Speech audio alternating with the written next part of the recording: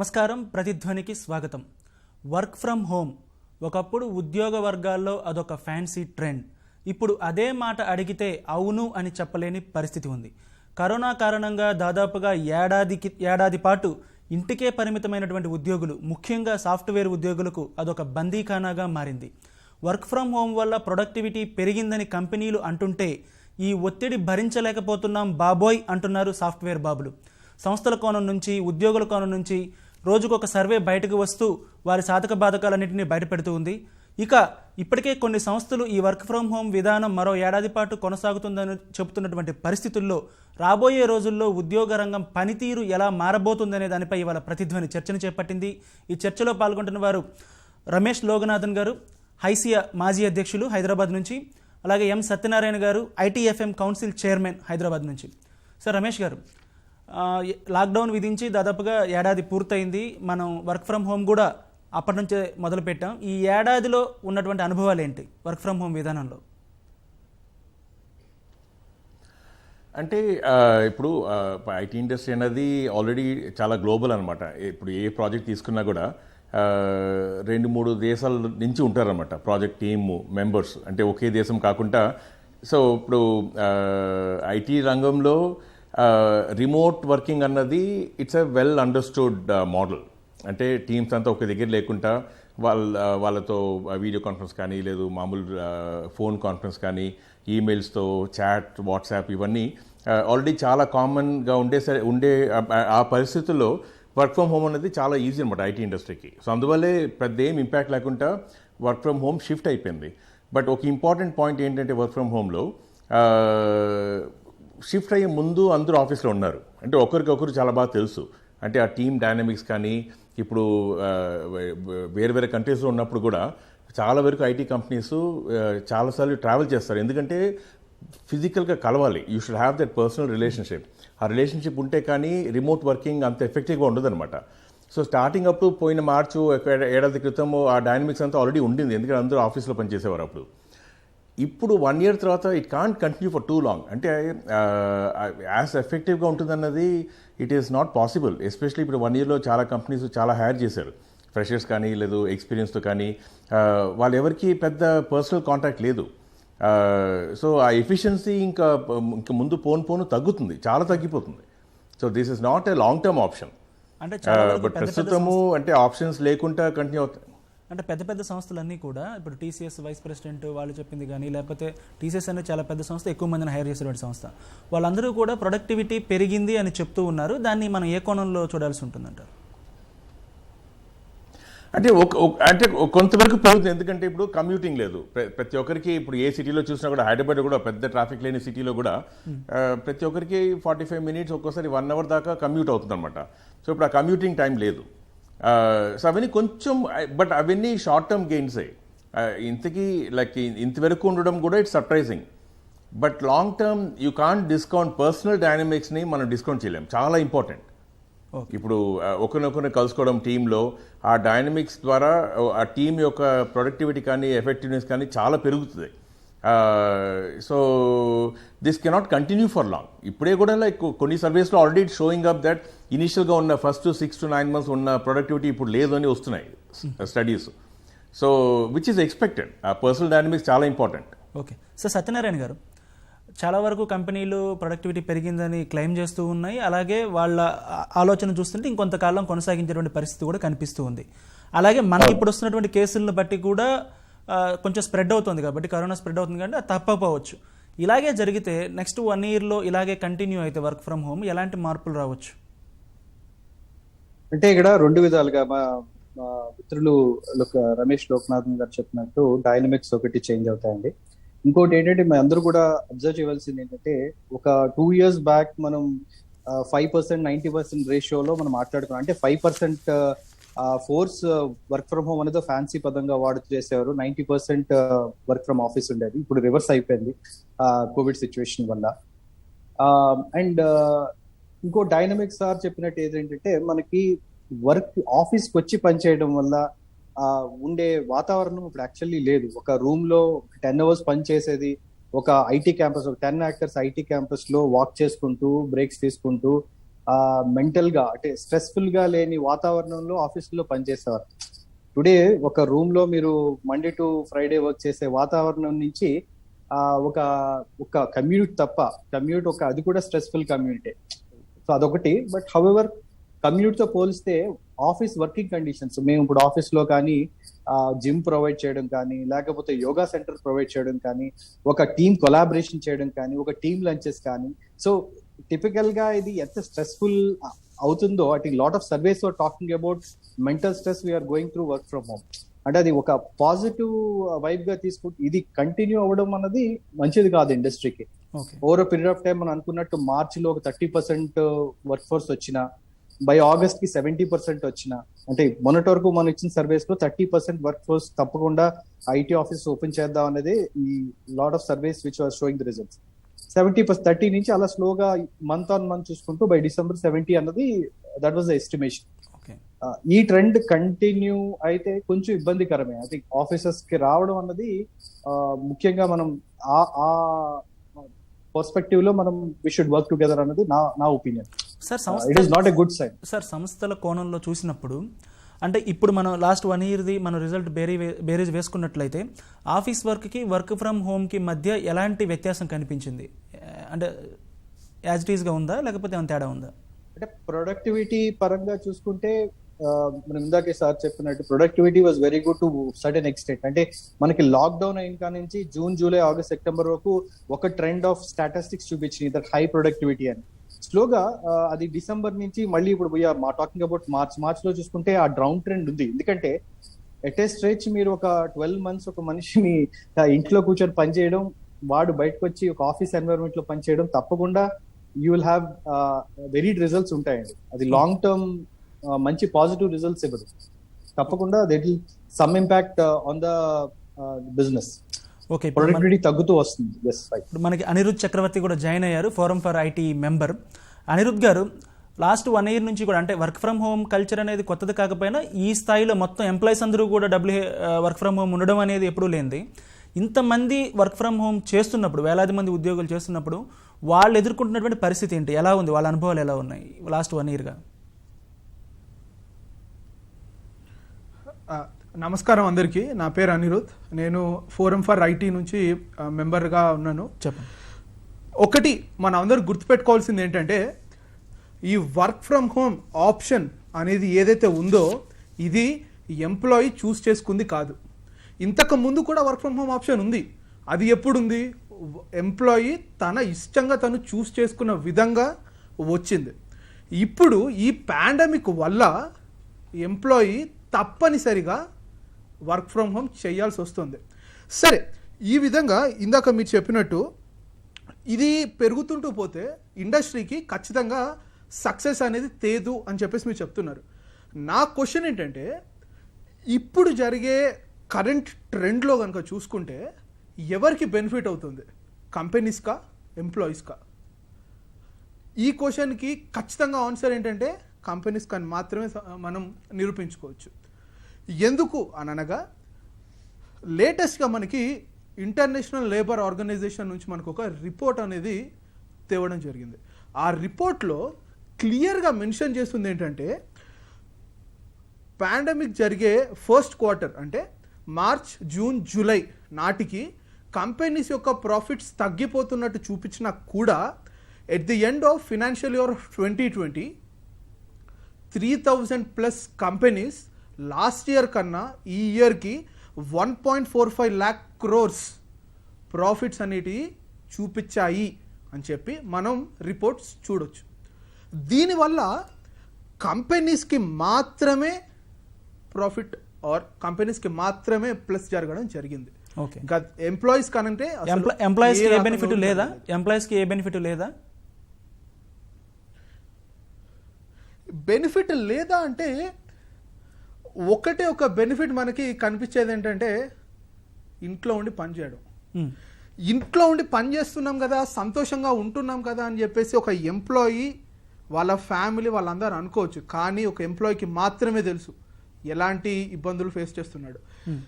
ఎంప్లాయీకి వచ్చే శాలరీయే కొద్దిగా అని అంటే, ఆ కొద్దిగా మొత్తంలో నుంచే ఆ ఎంప్లాయీ ఇంటర్నెట్ బిల్ కట్టుకోవాలి. ఆ ఎంప్లాయీ బయట పెరిగే అన్ని రకాల అవసరాలు అన్నీ కట్టుకోవాలి. చైర్ కావచ్చు, నడుము నొప్పి వస్తుంది, చైర్ కొనుక్కోవాలి, కంపెనీ ఇవ్వదు. ల్యాప్టాప్ కావాలి, కంపెనీ ఇవ్వదు. ఒక టేబుల్, మంచి ఒక ఇన్ఫ్రాస్ట్రక్చర్ లాంటిది కావాలి, కంపెనీ ఇవ్వదు. ఏ రకంగా కూడా కంపెనీ వాళ్ళకి ప్రొవిజన్ అనేది ఇవ్వదు. కొన్ని కంపెనీస్ ఇవ్వచ్చండి, అది అత్తం మొత్తంలో పోల్చుకుంటే లైక్ 2-3% వరకు మాత్రమే కంపెనీస్ ప్రొవైడ్ చేస్తారు. పెద్ద పెద్ద కంపెనీస్, అమెజాన్ లాంటి కంపెనీస్ మాత్రమే ఇవ్వచ్చు. కానీ ఏ కంపెనీస్ కూడా ఎంప్లాయీకి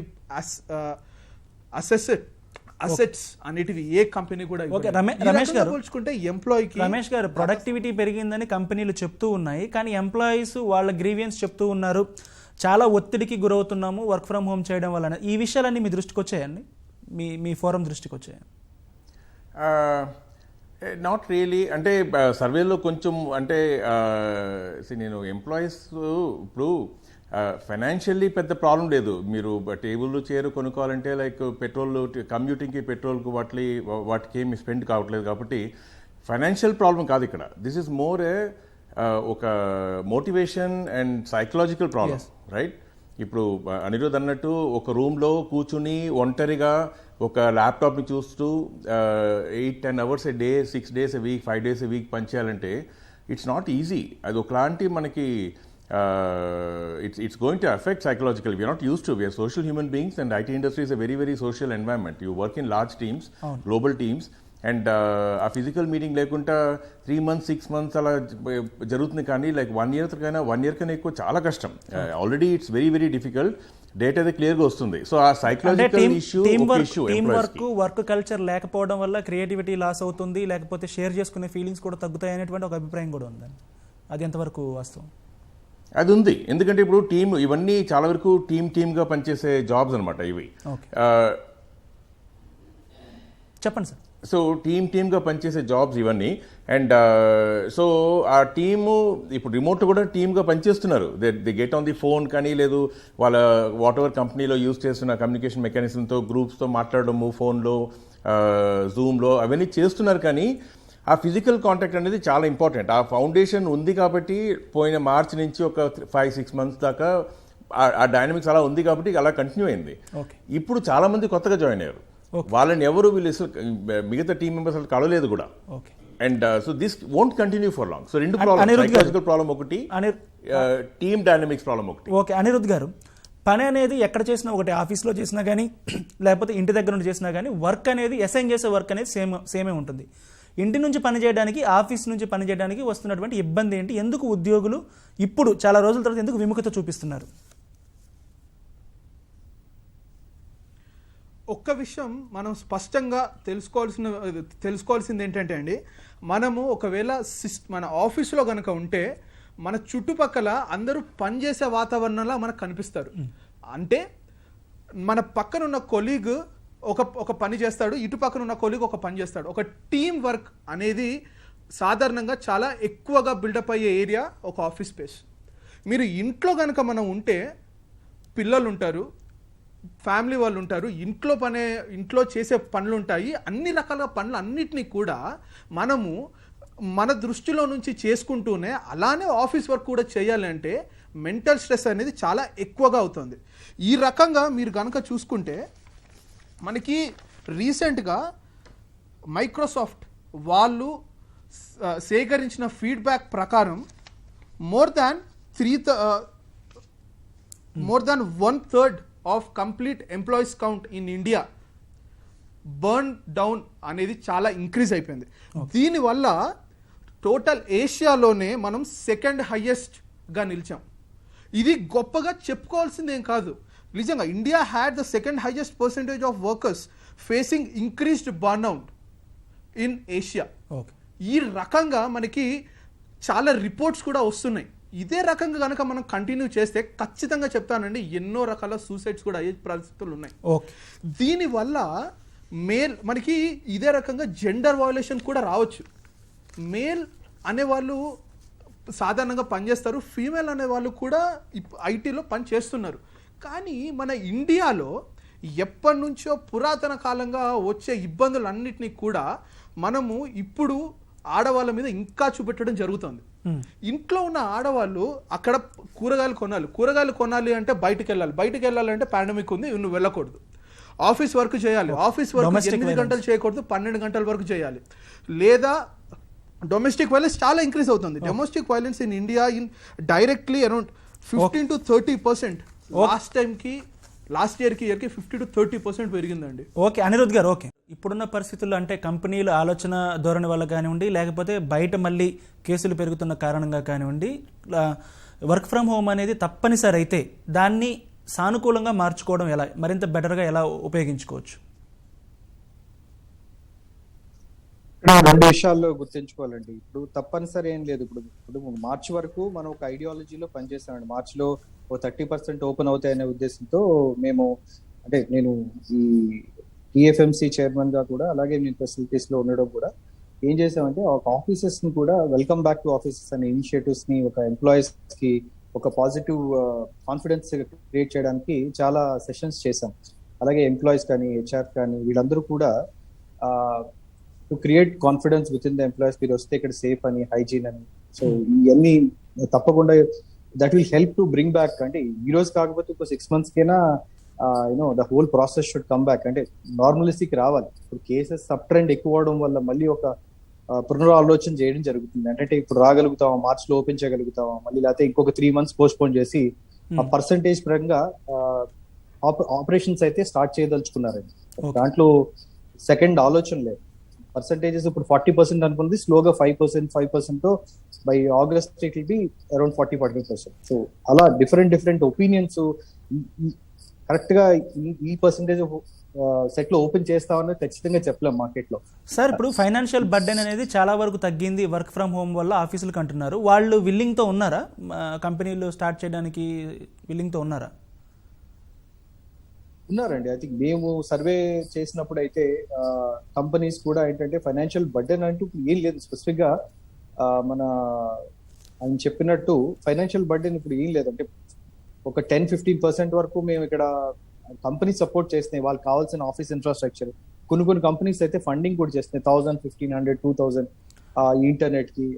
విధంగా అంటే డబ్బులు వర్క్ ఫ్రమ్ హోమ్ కాదు, మామూలుగా ఆఫీస్ లో రన్ చేయడం వల్ల ఫైనాన్షియల్ బర్డెన్ ఎక్కువ అవుతుంది, పంపించడం వల్ల ఆఫీస్ రెంట్ స్పేస్ కానీ లేకపోతే కమ్యూటింగ్ స్పేస్ కానీ ఎక్స్పెండిచర్ కానీ తగ్గిపోతుంది కదా. అది లేదండి. అది ఇప్పుడు ఆఫీస్ బర్డెన్ చేసే ఉందండి. పెద్ద కంపెనీస్ అదే ఆఫీస్ స్పేస్ రిటైన్ చేసినాయండి. ఏ offices they didn't leave the office spaces. అంటే కన్సాలిడేట్ చేస్తూ ఒక చిన్న స్పేసెస్ వదిలేసి కన్సాలిడేషన్ లో రావడం వాస్తవం. దాంట్లో సెకండ్ థాటే లేదు. కానీ ఒక medium size small scale companies అయితే కొంచెం క్లోజర్ అయిన మాట వాస్తవమే. పెద్ద కంపెనీస్ అయితే బర్డెన్ అయితే దీని వల్ల పెద్దగా ఏముండదండి.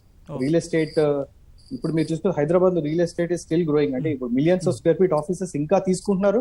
అది లీజెస్ సైన్ అవుతున్నాయి. ఎక్కడ ఎవరు బ్యాక్అవుట్ అయినట్టు ఇప్పుడు ఎక్కడ ఎవిడెన్సెస్ లేవు. ఓకే సార్, ఇప్పుడు దీనివల్ల వర్క్ ఫ్రమ్ హోమ్ వల్ల పర్టికులర్లీ ఉమెన్కి కొంచెం బెనిఫిట్గా ఉంది.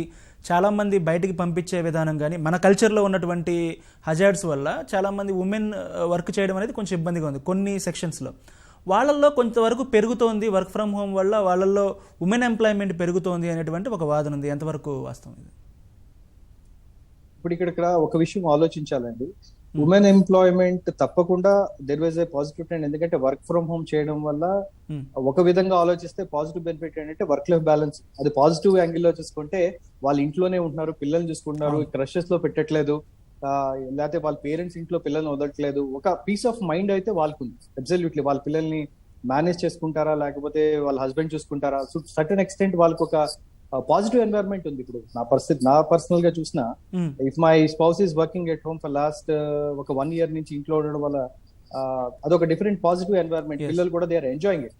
దాంట్లో అసలు సవాల్ లేదు. It is a very good positive vibe అయితే వచ్చింది. కొంచెం డిస్టర్బెన్సెస్ అయితే ఉంటాయి, ఎందుకంటే టైం ఆర్గనైజ్ చేసుకోవాలి. స్ట్రెస్డ్ అవుట్ గా ఎక్కువ పని చేయవలసి వస్తుంది తప్పకుండా. ఎందుకంటే ఇన్నాళ్ళు ఆఫీస్ లో 10 to 7 పని చేస్తే మళ్ళీ 8 o'clock నుంచి మనకి ఇంక పనే ఉండదు. బేసికలీ కస్టమర్ కాల్ ఉంటే తప్ప you have that work life balance. ఆ విధంగా చూసుకుంటే కొంచెం పాజిటివ్స్ నెగిటివ్స్ రెండు ఉంటాయండి. ఈ రోజు మనం ఈ వర్క్ ఫ్రమ్ హోమ్ కాన్సెప్ట్ లో రెండు మనం అనుభవాలు కొత్తగానే కనిపిస్తున్నాయి ఇప్పుడు మనకి. ఓకే అనిరుద్ గారు, ఇప్పుడు కొత్తగా వినిపిస్తున్నటువంటి విధానం ఏంటంటే హైబ్రిడ్ విధానం తీసుకురావాలి. అంటే దాన్ని ఏమనుకుంటారు? వర్క్ ఫ్రమ్ హోమ్కి ఇది ఎలాంటి డిఫరెన్స్ ఉంది? దానికి ఏం డిఫరెన్స్ ఏంటి? ఒక్క విషయం అండి, మనము స్పష్టంగా తెలుసుకోవాల్సిన విషయం ఏంటంటే, ఈ లాక్డౌన్ కారణంగా కంపెనీస్ వర్క్ ఫ్రమ్ హోమ్ ఇవ్వడం వలన కంపెనీస్కి వచ్చిన ఫస్ట్ మెయిన్ అడ్వాంటేజ్ ఏంటి అంటే కాస్ట్ కటింగ్. ఎంత దారుణంగా కాస్ట్ కటింగ్ చేస్తున్నారంటే అండి, వాళ్ళకి డైలీ పవర్ బిల్ కట్టనక్కర్లే, డైలీ వాటర్ క్యాన్స్ తీసుకురావాల్సిన లేదు, అక్కడ ఉన్న లేబర్ ఛార్జెస్ ఇవ్వాల్సిన అవసరం లేదు, అక్కడ ఉన్న ఇంటర్నెట్ బిల్, పవర్ ఛార్జెస్, లేదా అక్కడ ఇనిషియల్ ఫస్ట్ క్వార్టర్లో మనకి ఎంప్లాయీస్ శాలరీస్ నుంచి కూడా కట్ చేశారండి. ఇవన్నీ కనుక చూసుకుంటే కంపెనీస్ కాస్ట్ కటింగ్ చేస్తూ సేల్స్ అనేటివి పడిపోయినా కూడా ప్రాఫిట్స్ అనేవి ఈ దగ్గర నుంచి తీసుకుంటూ వాళ్ళు ప్రాఫిట్ సంపాదించుకుంటున్నారు. ఒకవేళ గనక హైబ్రిడ్ వర్క్ మోడల్ గనక వస్తే ఖచ్చితంగా చెప్తున్నాను, ఎంప్లాయీస్ అనే వాళ్ళు ఇంకా ఇంకా ఇంకా నష్టపోతూ ఉంటారు. ఇంకా చాలా హైబ్రిడ్ మోడల్ అంటే ఏంటి అసలు? ఒకటి హైబ్రిడ్ మోడల్ అంటే ఇది ఏ రకంగా వస్తుందంటే అండి, ఇప్పుడు ఈ పాండమిక్ జరిగే స్టేజ్ అని చెప్పి ఇద్దరు ఇప్పుడు ఒక రోల్ 4 ఎంప్లాయీస్ కూర్చున్నారు అనుకోండి, ఇద్దరిని మండే రోజు రమ్మంటారు, ఇంకో ఇద్దరిని ట్యూస్డే రోజు రమ్మంటారు. దీనివల్ల ఎంప్లాయీస్కి చెప్పే రకంగా ఎలా ఉంటుంది అంటే, ఒక ఎంప్లాయీకి ఇంకో ఎంప్లాయీకి మధ్య ఇంత డిస్టెన్స్ ఉంటుంది అని చెప్పి చెప్తారండి. కానీ యాక్చువల్గా కనుక మనం చూసుకుంటే వాళ్ళకి 50% మాత్రమే కటింగ్స్ జరుగుతూ ఉంటాయి. ఈ హైబ్రిడ్ వర్క్ కల్చర్ అనేది ఇంతకు ముందు లేదండి, ఇది కొత్తగా వస్తున్న భాష. హైబ్రిడ్ వర్క్ మోడల్ చాలా చాలా చాలా తక్కువ కంపెనీస్ మాత్రమే, పెద్ద కంపెనీస్ మాత్రమే ఇస్తాయి. ఓకే రమేష్ గారు, ప్రొడక్టివిటీ పెరగడం నిజమైతే ఆ మేరకు ఆ భారం ఉద్యోగి మీద పడుతుంది అనేటువంటి ఒక వాదన ఉంది. దాంతోపాటు వర్క్ ఫ్రమ్ హోమ్ భవిష్యత్ ఎలా ఉండబోతోంది? ఇలాగే కంటిన్యూ అయితే, అంటే వాళ్ళు చెప్పినట్లుగా ఇన్స్టిట్యూషన్స్ అన్ని కూడా ఇలాగే కంటిన్యూ చేస్తే వర్క్ ఫ్రమ్ హోమ్ భవిష్యత్ ఎలా ఉండబోచ్చు? కంపెనీలు ఏమైనా ప్రోత్సాహకాలు ఇచ్చేటువంటి అవకాశాలు ఉన్నాయా? సో ఫస్ట్ ఆఫ్ మనం అంటే అర్థం చేసుకోవాల్సింది ఏంటంటే, లాస్ట్ మార్చ్ ఏప్రిల్లో ఎక్స్ట్రీమ్ అన్సర్టనిటీ ఉంది బిజినెస్లో. ఇప్పుడు like we are all bracing for lay offs. ఇప్పుడు అందరికీ తెలిసి, ఇప్పుడు అనిరుద్ధ్ గారికి కూడా బాగా తెలుసు అది, రైట్? ఆ టైంలో March April world wide and definitely in India we are bracing for lay offs. ఈ ఎకానమీ ఎలా వెళ్తుందన్నది ఎవరికి తెలీదు. We are preparing for the worst. Like ఆ పాండమిక్ ఇమ్మీడియట్గా రిలీఫ్ కన్నా రాకపోతే జూలై ఆగస్ట్ కల్లా ఇట్ విల్ బి టెరబుల్ అని, that's what everybody was expecting. Luckily world economy didn't అంత ఎఫెక్ట్ కాలేదు, world economy, and definitely IT industry అసలు ఎఫెక్ట్ కాలేదు. If anything the industry has grown, so we got lucky. But March ఏప్రిల్లో మనకు అది తెలీదు. మనకి like we are preparing for the worst. ఇప్పుడు పే కట్స్ అంతా ఎందుకు ఇచ్చారంటే, like because we are just trying to see as an industry like if thing gets worse దాన్ని ఎలా మేనేజ్ చేయొచ్చు అన్నది, దాని మీద చాలా ఫోకస్ ఉండింది. లక్కీలీ మనకి ఆ పరిస్థితి రాలేదు. అసలు ఇండస్ట్రీ బాగానే గ్రో అయింది లాస్ట్ ఇయర్. ఇప్పుడు ఇది మనము it's a knowledge industry. Human beings are a key part. Personal expense, people expense is a key part of our industry, IT ఇండస్ట్రీలో. అలా ఉన్నప్పుడు we can't look at these as machines. మనము అందుకనే ఇప్పుడు most companies are recognise. కొన్ని companies ఉండొచ్చు, ఇప్పుడు అనిరుద్ధ్ గారు చెప్పినట్టు కొన్ని కంపెనీస్ ఉండొచ్చు, దాన్ని ఎంత పిండి ప్రాఫిట్స్ తీసుకురావచ్చో అలా తీసుకురావాలని ట్రై చేసే వాళ్ళు కొందరు ఉండొచ్చు. But they are thankfully very small minority. Most of the companies recognise. మనము ఎంప్లాయీస్ ఆ ఎన్వైరన్మెంట్ సరిగా ఉండాలి, డైనమిక్ సరిగా ఉండాలి, వాళ్ళ టీము కైండ్ ఆఫ్ రిలేషన్షిప్స్ బాగుండాలి, క్రియేటివ్ మీరు అన్నట్టు కాసేపు ముందు అవన్నీ ఉండాలి. So most companies recognise and అటువంటి ఎన్వైరన్మెంట్ క్రియేట్ చేస్తాయి. అటువంటి కంపెనీస్ డెఫినెట్లీ ఇలా కొంచెము ఒక 2%, 1% కాస్ట్ కటింగ్ వల్ల ప్రాఫిట్స్ పెంచాలనే ఆలోచన వాళ్ళకు ఉండదు. ఇప్పుడు అది కాకుండా ఇప్పుడు హైబ్రిడ్ అన్నది ఇప్పుడు ఆయన అన్నట్టు that's a good work life balance. ఇప్పుడు యూఎస్లో చాలా రోజులు కామన్.